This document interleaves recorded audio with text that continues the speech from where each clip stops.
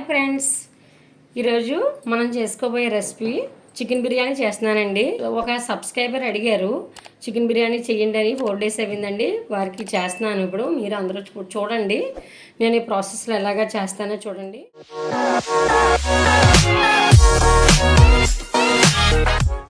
ఒక 2 గ్లాసులు రైస్ తీసుకున్నానండి. 1/2 kg బియ్యం అటండి, 1/2 kg చికెన్ తీసుకున్నాను. ఈ రైసు కడిగేసండి శుభ్రంగాని ఒక 1/2 అవర్ పక్కన పెట్టుకోవాలండి. దావత్ రైస్ తీసుకున్నాను, బిర్యానీ రైసు పక్కన పెట్టేస్తున్నానండి. ఒక 1 గ్లాస్కి గ్లాసున్నర వాటర్ పోయాలండి. 2 గ్లాస్ కనుక 3 గ్లాసులు వాటర్ తీసుకోవాలండి. పక్కన పెడుతున్నాను. ఈ చికెను శుభ్రంగా ఒక నిమ్మకాయ చెక్క పసుపు పెట్టి శుభ్రంగా క్లీన్ చేశానండి. ఇదిగోండి పసుపు నిమ్మకాయ చెక్కతో శుభ్రంగా క్లీన్ చేసి ఒక 3 times 3 సార్లు క్లీన్ చేసి పక్కన పెట్టుకున్నానండి. ఇప్పుడు దీంట్లో కావాల్సిన ఇంగ్రీడియంట్స్ చెప్తున్నానండి చూడండి. దాంట్లో కావాల్సిన ఇంగ్రీడియంట్స్ అండి చికెన్ బిర్యానీకి ఒక చిన్న సైజు 2 ఉల్లిపాయలు తీసుకున్నానండి, చిన్నవి కట్ చేసుకున్నాను. ఒక 3 పచ్చిమిర్చి తీసుకున్నానండి, కట్ చేసుకున్నాను. కొంచెం పుదీనా, కొంచెం కొత్తిమీర, ఇవి కడుక్కుని పక్కన పెట్టుకున్నానండి. దీంట్లో కావాల్సిన సామాలు ఇది స్టార్ మొగ్గ అండి, మసాలా ఈ పలావ్ సామాలు అండి. స్టార్ మొగ్గ ఒకటి, చిన్న నల్లెలక్కాయ ఒకటండి, 3 మరాఠీ మొగ్గలు, 3 దాల్చిన చెక్కలు ముక్కలు చిన్నవి, 3 ఏమో యాలకులు అండి, ఒక 5 ఏమో లవంగ మొగ్గలండి. ఇవి తీసుకున్నానండి. పలావ్ సామాలు కొద్దిగా తీసుకున్నాను. ఇది జాజికాయ అండి, లాస్ట్లో పౌడర్ చేసి చూపించి పైన మళ్ళీ పలావ్ తయారైపోయింది అది వేస్తానండి. పలావాకు ఒక 4 ఆకులు తీసుకున్నానండి. షాజీరా కొంచెం తీసుకున్నానండి, వేపేటప్పుడు చూపిస్తాను మీకు. 2 tablespoon అల్లం వెల్లుల్లి పేస్ట్ తీసుకున్నానండి, 2 tablespoon. దీనికి కావాల్సిన సామాన్లు కూడా ఇంకా చెప్తున్నాను. ఆయిల్ 50 గ్రాములు తీసుకున్నాను. కొద్దిగా 3 tablespoon నెయ్యి తీసుకున్నానండి. ధనియాల పౌడర్ 1/2 tablespoon అండి. జీలకర్ర పౌడర్ 1/2 tablespoon. 2 tablespoon కారం అండి, 2 tablespoon సాల్ట్ అండి, 1 tablespoon గరం మసాలా అండి. గరం మసాలా అంటే ఇదిగోండి స్టార్ మొగ్గ, మిరియాలు, ఒక స్టార్ మొగ్గ తీసుకున్నానండి, 2 యాలకులు, 2 దాల్చిన చెక్కలు, ఒక 5 ఏమో లవంగ మొగ్గలండి. ఇవి కలిపి ఇలా పౌడర్ చేసుకున్నానండి. ఇంకా బిర్యానీ పౌడర్ అక్కర్ లేకుండా ఇలా వేసుకోవడమేనండి, బాగుంటుంది. ఇదిగోండి ఇవి పక్కకి తీసేస్తున్నాను. ఈ పౌడర్ పెడుతున్నాను ఇక్కడ. 1 tablespoon ఉంటుందండి. పసుపు తీసుకున్నానండి, ఒక 1/2 tablespoon. ఇది కలిపే విధానం చూపిస్తానండి, చికెన్ ఎలా కలుపుకోవాలనేది బిర్యానీకి ముందుగానే చూడండి. రైస్ కడిగేసి పక్కన పెట్టేసుకోవాలండి 1/2 అవర్. మరొక మారు చెప్తున్నాను, ముందు 1/2 అవర్ ప్రాసెస్కి ఎప్పుడు కూడా ఇవి రైసు కడిగేసి 1/2 అవర్ ముందు పక్కన పెట్టుకోండి. వీలు కాని వారు 1/2 గంట ముందు పక్కన పెట్టుకోండి. చికెన్ తీసుకున్నానండి, చక్కగా అన్నీ కూడా చూపిస్తాను మీకు అర్థమయ్యేటట్లు. ఇదిగోండి ఈ మాత్రం పీసులు ఎలా కట్ చేసుకుంటే బాగుంటుందండి, అంటే విడిపోకుండా ఉంటాయి. పళ్ళలోకి చిన్నవి పెద్ద బాగా అండి. 1/2 కిలో తీసుకున్నాం కదా. ఇప్పుడు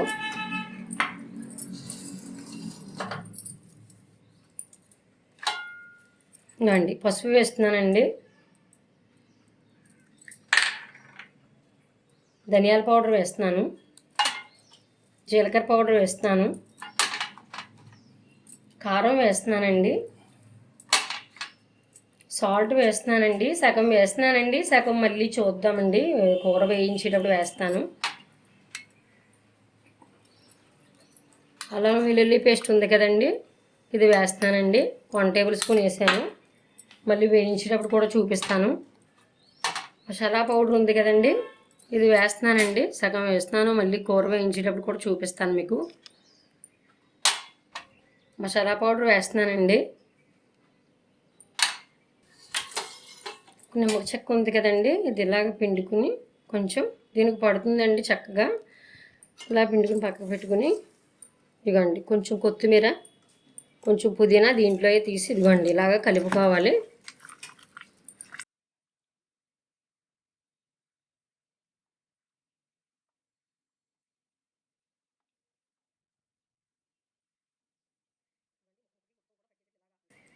ఇవ్వండి ముక్కకి మొత్తం కూడా పట్టేటట్లు ఇలాగా అంతా కూడా చేసుకోవాలండి చక్కగా. కూర కలుపుతుంటేనే పలావ్ వాసన వచ్చేస్తుందండి, ఎందుకంటే దానికి అలాగా పొడి రై చేశాను కదండి, మరి అందువల్ల అండి. అండ్ ఇలాగ మొత్తం అంతా కూడా కలుపుకొని పక్కన పెట్టుకోవాలండి. హాఫ్ అన్ అవర్ అయ్యిందండి, కలిపేసాము. ఇప్పుడు ప్రాసెస్లోకి వెళ్దామండి. ఇప్పుడు బిర్యానీ చేసే విధానం చూపిస్తాను పదండి. ఇవ్వండి పలావ్ గిన్నె అండి. ఇది ఒక కేజీన్నరకు ఉంటుందండి. నేను తీసుకున్నాను ఇది వరకు. దాంట్లో వేసి చూపిస్తున్నానండి. ఇలా మందంగా ఉండాలండి, బాగుంటుంది పలావ్. మీకు ఏది ఉంటే దాంట్లో వేసుకోండి. కొంచెం ఇలాగ దలసగున్న దాంట్లోనే చేసుకోండి, బాగుంటుంది. ఇది వీటెక్కిందండి. ఇప్పుడు నెయ్యి వేస్తున్నాను. తీసుకున్నాం కదా నెయ్యి.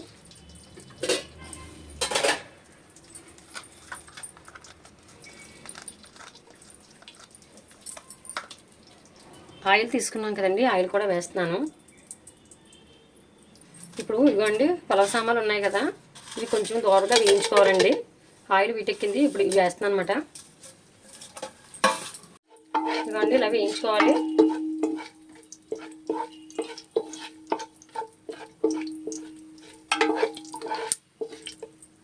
దోరగా వేగేయండి, ఎక్కువ వేయించొద్దండి, అసలు మాడకూడదండి. ఇవి ఫ్లేవర్ అంతా పోతుందండి. దోరగా అలా దగ్గరుండి వేయించుకోవాలండి. చక్కగా వేగుతున్నాయి కదా. ఇదిగో ఉల్లిపాయ ముక్కలు వేస్తున్నాను, పచ్చిమిర్చి వేస్తున్నానండి, వేయిస్తాను.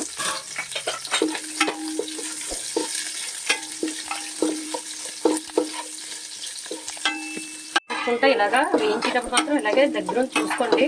ఇవ్వండి దోరగా వేగుతున్నాయి. దాంట్లో కొంచెం అల్లం వెల్లుల్లి పేస్ట్ ఒక స్పూన్ కలిపాను కదండి, ఇంక మరొక స్పూన్ వేయిస్తున్నానండి.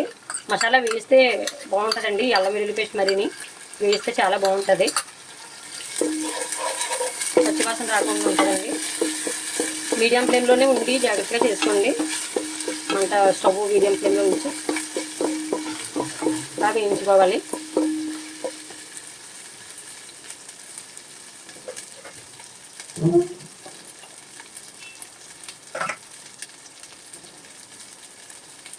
వేగిందండి. ఇదిగోండి చికెన్ వేస్తున్నాను. ఇప్పుడు ఇవన్నీ కలుపుకొని హాఫ్ అన్ అవర్ పక్కన పెట్టాం కదండి.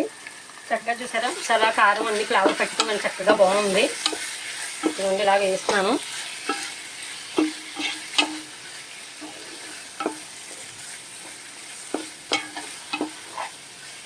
ఇలా వేయించాలండి, బాగా వేయించాలి. ఇది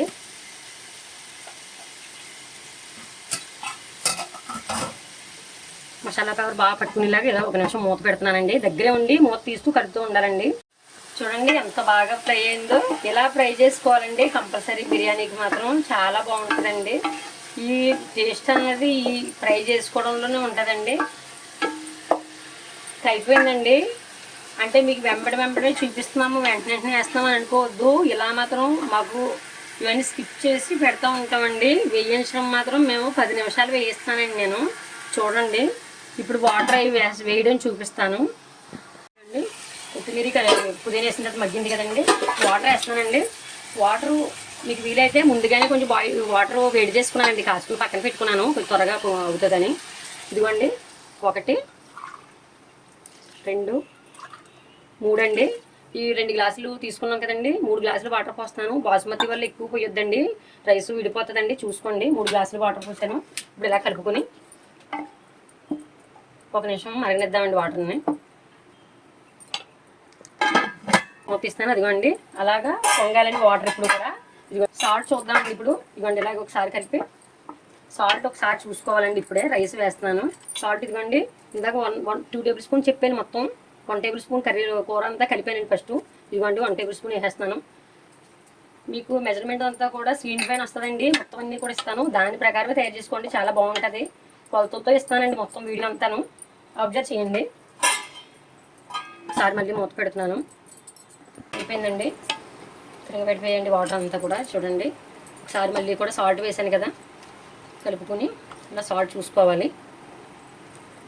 కరెక్ట్గా సరిపోయిందండి. ఇప్పుడు రైస్ వేస్తున్నానండి.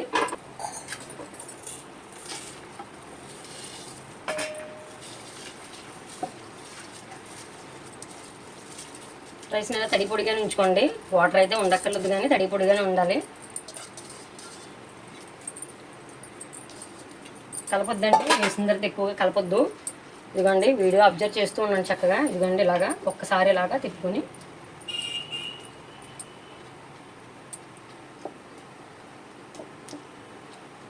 చక్కగా ఇలా మూత పెట్టేసుకోవాలండి. మళ్ళీ అయిన తర్వాత మీకు చూపిస్తానండి. మూత తీస్తున్నానండి. 5 మినిట్స్ అయింది. ఇదిగోండి రైస్ వేసిన తర్వాత 5 మినిట్స్ అయిందండి. స్పీడ్లోనే పెట్టాను మంట. ఇదిగోండి వాటర్ అంతా లాగేసింది.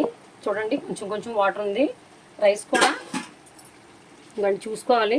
ఇదిగోండి సగం దాకా ఉడికిందండి అప్పుడే. రైసు నానబెట్టాం కదండి, త్వరగానే అయిపోతుంది. ఇదిగోండి ఇప్పుడు మీడియంలో పెట్టాలండి ఫ్లేమ్. ఇంకొక 5 మినిట్స్ మీడియంలో పెట్టాలి.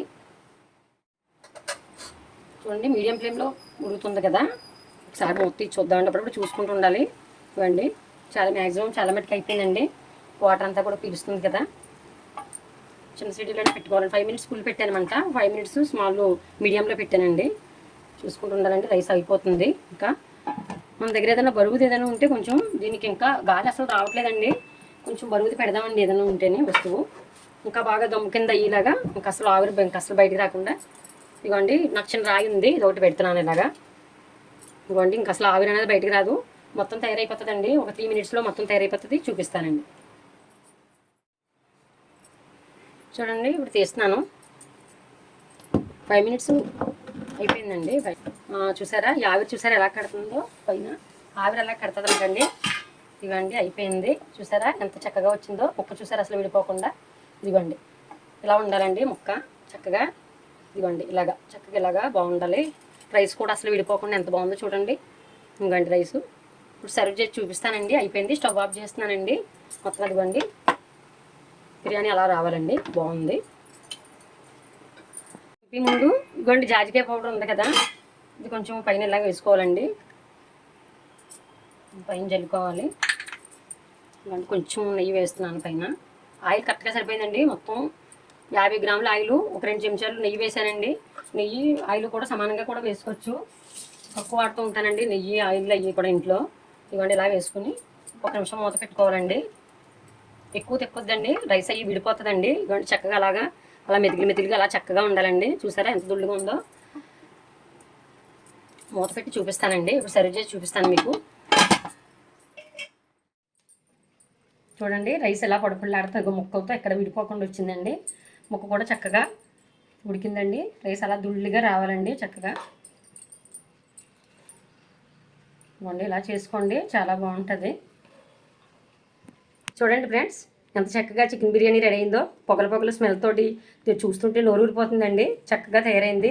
ఇలా చక్కగా చేసుకోండి. రైసు ఇదే క్వాంటిటీ అన్నీ కూడా చెప్పానండి. పైన మెజర్మెంట్లో కూడా అన్నీ కూడా ఏ క్వాంటిటీ రాస్తున్నాను. వివరంగా కూడా వీడియో చేస్తున్నానండి. మీకు అర్థమవుతుందని ఇలా చేస్తున్నాను. నేను మామూలుగా ఉజ్జాయింపుగా అయితే స్పూన్ లెక్కలు అలా టకటగా వేసేసుకుని చేసేస్తానండి. మీకు అర్థం అవ్వాలని ఇలా చెప్తున్నాను. ఇప్పుడు ఇలా చక్కగా చేసుకుని రైతా పెట్టుకుని చక్కగా తినండి. ఈ వీడియో నచ్చినట్లయితే లైక్ చేసి, షేర్ చేసి మీ ఫ్రెండ్స్కి విను సబ్స్క్రైబ్ చేయండి. మన ఛానల్ని సపోర్ట్ చేయండి ఫ్రెండ్స్. బాయ్.